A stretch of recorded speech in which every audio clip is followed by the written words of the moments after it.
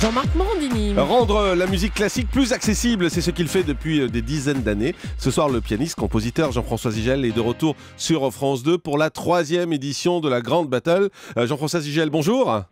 Bonjour. Merci beaucoup d'être en direct avec nous sur Europe 1. Alors, il y a déjà eu 2 numéros, en novembre 2012, en décembre 2011 de cette émission. En quelques mots, vous pouvez nous rappeler le concept de base pour ceux qui les ont ratés ?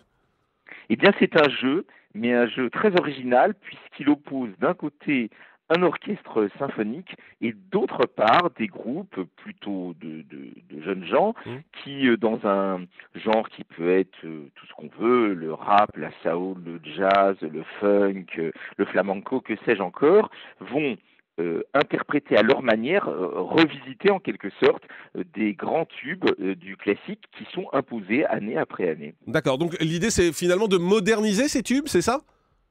Bon, je dirais pas moderniser parce que vous savez, Bach et Mozart, c'est de la musique éternelle oui, et on écoutera encore ça dans 10 siècles. Non, c'est simplement de faire exactement ce qu'on fait en jazz. Vous savez, en jazz, il y a ce qu'on appelle des standards, des thèmes très connus qui servent aux musiciens de jazz pour improviser. Et bien là, on prend des grands thèmes de la musique classique, de Mozart, Bach, Schubert, Beethoven, etc.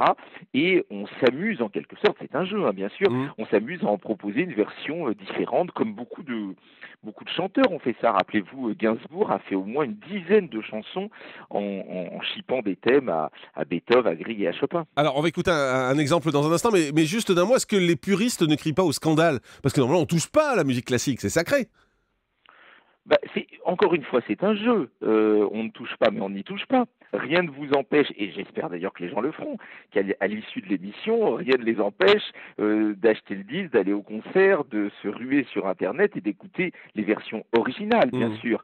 Ce n'est pas parce qu'on écoute une version modifiée que ça fait disparaître la version originale. Alors, petit extrait de ce qu'on va écouter ce soir. On va commencer par la reprise pour essayer de trouver quel est l'original. Julie, vous êtes prête ? Vous jouez avec nous. Attention, c'est parti. Facile.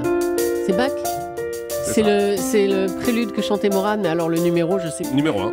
Ah bon, c'est le prélude numéro 1 de Bach.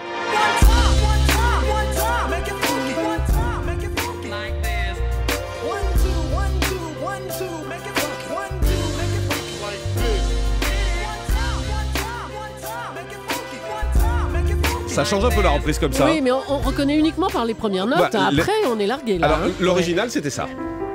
Bien sûr. Et oui.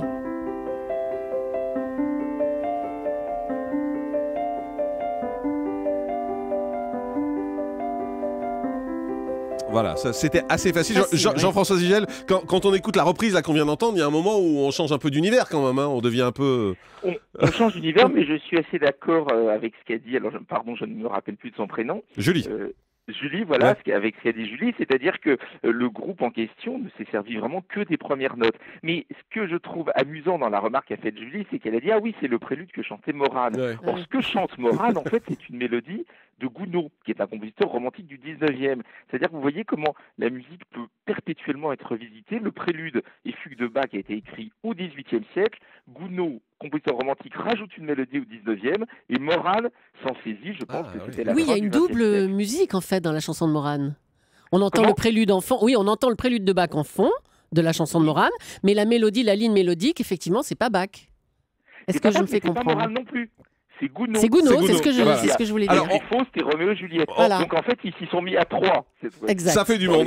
On va essayer sur un deuxième extrait peut-être un peu plus difficile. It all come from the same bottom of our soul. It's the origin of it all. It all come from the c'est très joli ça en revanche, c'est très joli. Jean-François Zigel, c'est quoi ? Parce que je crois que pas grand monde n'a reconnu. Non, j'ai pas reconnu. Alors, il s'agit, mais alors c'est très modifié, il s'agit de la marche du bourgeois gentilhomme de Lully, que connaissent bien ceux par exemple qui ont vu Le Roi Soleil, donc Lully, le grand musicien de Louis XIV, et si vous passez l'original, là je pense que les gens vont faire le rapport. Eh bien l'original le voici.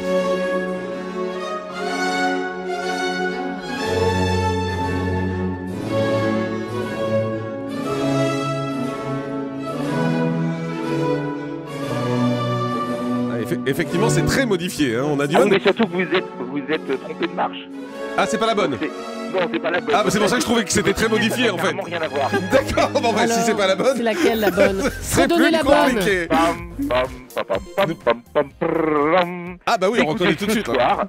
Ce soir, Ah, que oui. tous les auditeurs d'Europe 1 regardent la grande battle. Et ce qui est amusant, c'est qu'ils verront vraiment, puisqu'on les voit sur le plateau. Il y a l'orchestre L'Amoureuse sous la direction de Faisal Karoui qui est sur le plateau. Et on a cette espèce de balance. Moi, je trouve que c'est très amusant parce que ça fait fonctionner très vite les oreilles et le cerveau. Puisqu'à chaque fois, il faut reconnaître qu'il y a deux groupes, il y a deux versions différentes qui sont proposées. Donc avec la version originale, ça fait 3 versions. Et c'est vraiment un jeu de l'esprit, un jeu de l'oreille Ah, c'est incroyable. formidable ce jeu. C'est oui, c'est oui. formidable. On a pris beaucoup de plaisir d'ailleurs, Oui, hein, Julie, à vraiment, jouer ce ouais, matin. On continuera en antenne tout à l'heure. Merci Jean-François Sigel d'avoir été avec nous. 3e édition de la Grande Battle ce soir, 20h45 sur France 2.